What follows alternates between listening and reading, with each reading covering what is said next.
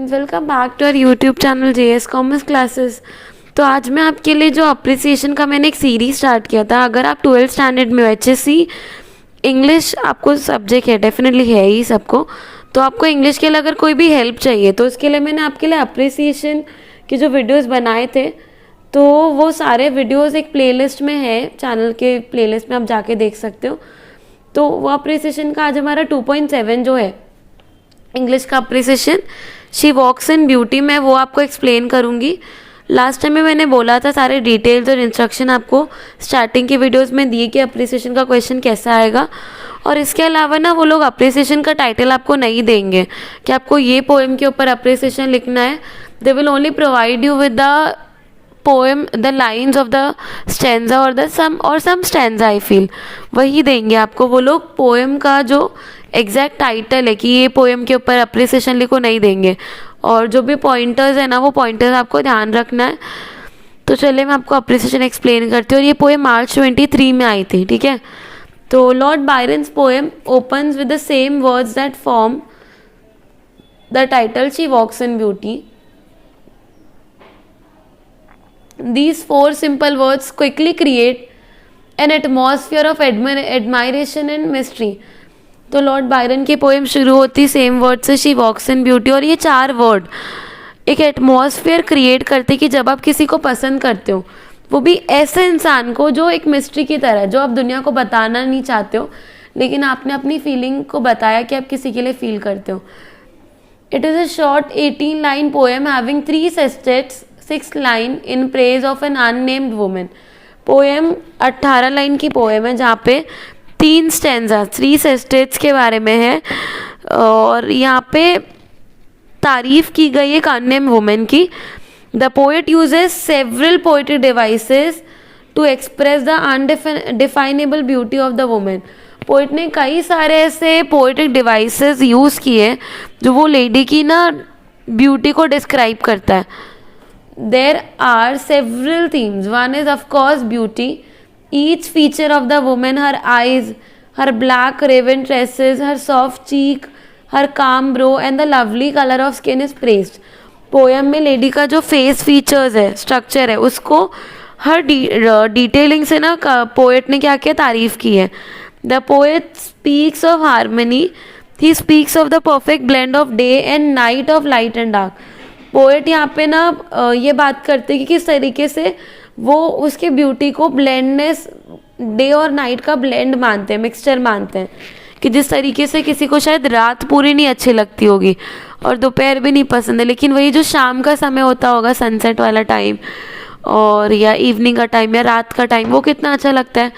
तो वैसे वो कंपैरिजन करके पोएट ने लेडी की ब्यूटी को डिस्क्राइब किया है। The other theme is the inner beauty which is what brings out the outer beauty. और दूसरी जो थीम है वो इनर ब्यूटी है, जो आउटर ब्यूटी को बताता है कि अगर आप अंदर से अच्छे हो ना, तो वो कहीं ना कहीं बाहर से भी छलकता है आपकी ब्यूटी से। If a person lives in goodness is her mind is pure and calm. और पोएट बोलते कि अगर कोई भी इंसान ना अच्छे लोगों के साथ रहता है, अच्छाई में रहता है, गुड वाइब्स और गुड पॉजिटिव एनर्जीज है, अच्छी चीज़ें, तो आप बहुत प्योर और काम रहते हो, बहुत ठंडे दिमाग से, बहुत इनोसेंट रहते हो। There is no evil lurking in her mind and the innocence manifest itself as the outer beauty. The poet also describe कि वो लेडी को देखकर लगता नहीं कि कोई भी बुराई उसके पास होगी, और उसकी ब्यूटी से ही पता चलता है कितनी इनोसेंट है और कितनी प्योर होगी वो। And that beauty is indescribable and you can not even describe that beauty, ऐसा पोएट फील करते हैं। The poet uses simile like the night, alliteration, cloudless climes, starry skies. He uses metaphor, raven trees and personification, smile that win. There are many example of antithesis. तो ये तो हो गया आपका figure of speech की बात, ठीक है, कि क्या फिगर ऑफ स्पीच यूज़ किया है और क्या एग्जाम्पल्स है उसके, ठीक है।